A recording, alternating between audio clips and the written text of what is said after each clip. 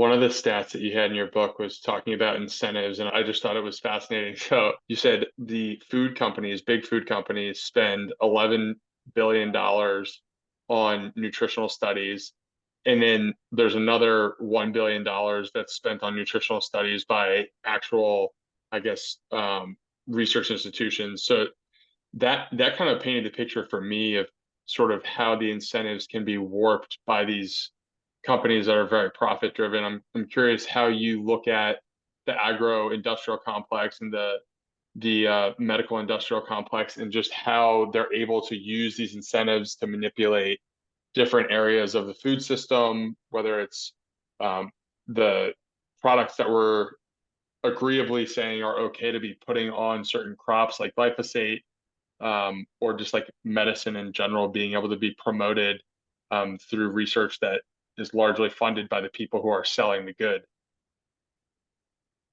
It's almost a beautiful symphony on how these different entities have been able to coordinate. And one of the most difficult parts of my book, and I think I dealt rather successfully with it, was, as a reporter, I like things linear. I begin with the beginning.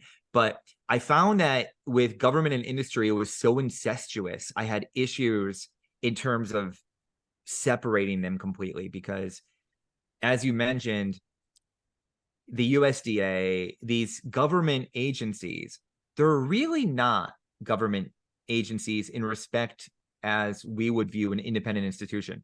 What they literally are marketing campaigns. They're PR campaigns, and that's the way they should be viewed. I mean, that's literally what they are. They're controlled by industry, not a conspiracy. Go on the USDA's website right now, pull up their partner list. It's Dannon, it's Pepsi.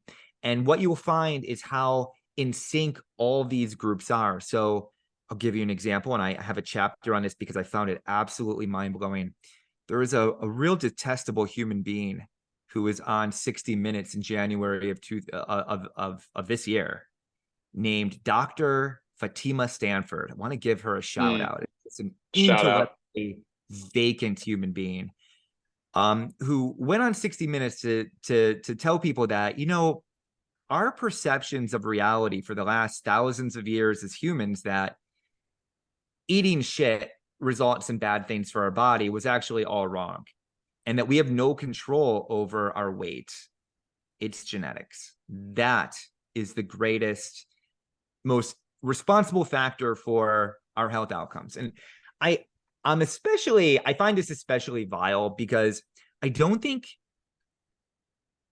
there's many things worse to a human being that you could do than to tell them that they aren't in control of their own health, that they're not even empowered to live a healthy life without a credentialed expert explaining to them. But to back her up a bit, she explains that although we have no control over food, doesn't really have a relation to obesity, and it's genetic, but luckily we have a solution: Ozempic. Now, she doesn't mention that she was a paid consultant for the group, and Wow. the show 60 Minutes was, during commercial breaks, was advertised by, Ozempic. So it's paid for by Ozempic. This came just weeks apart from the Tufts food pyramid coming out, which told us that Lucky Charms was indeed healthier than ground beef and eggs. When there was pushback against that, the White House came and defended it. No, peasants, you dumb peasants. Of course, Lucky Charms are healthier than eggs. Months after that, all in the same year, the American Pediatric Association, for the first time, told doctors, we recommend you giving these weight loss drugs like Ozempic to minors who have weight issues. So boom, boom, boom. All these things happen at the same time. Coordinated media campaign. And I feel like we're a bit naive if we think this is a coincidence, that all this is just being unveiled at the same time. I look at it as a cynical reporter. I dig in, and you can find the Novo Nordisk, I'm probably saying that's the parent company of Ozempic, that they had planned this marketing campaign in November. There's a press release issued that they were going to start the campaign in January. The 60 Minutes news segment was not news. It was, again, PR. The only other person they had on the show was also somebody who was paid for by Ozempic and Novo Nordisk, who was a consultant for him. There was no pushback.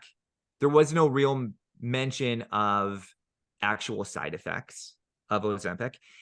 But again, I don't think you can overstate that they're right now they're trying to put this seed in the American public in a very literal way that we're not responsible for our own health. And if they can do that, then they can do anything. Then we're basically putty, because then we become part of the medical industrial complex. And again, we are the product that they're selling. It's our misery. It's the degradation of our health. That's the product. And it's it becomes monetized, and the cycle and the loop continues, and the dependence continues. So when you have somebody, but Dr. Stanford, you'll be glad to know, is not punished for these words. In fact, she's being promoted. She is now running.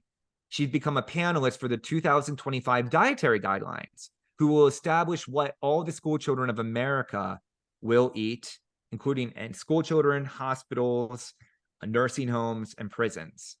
So this is what we're fighting against. And I'm hoping my book plays a role in just pulling the curtain back and showing how we got here. Mm.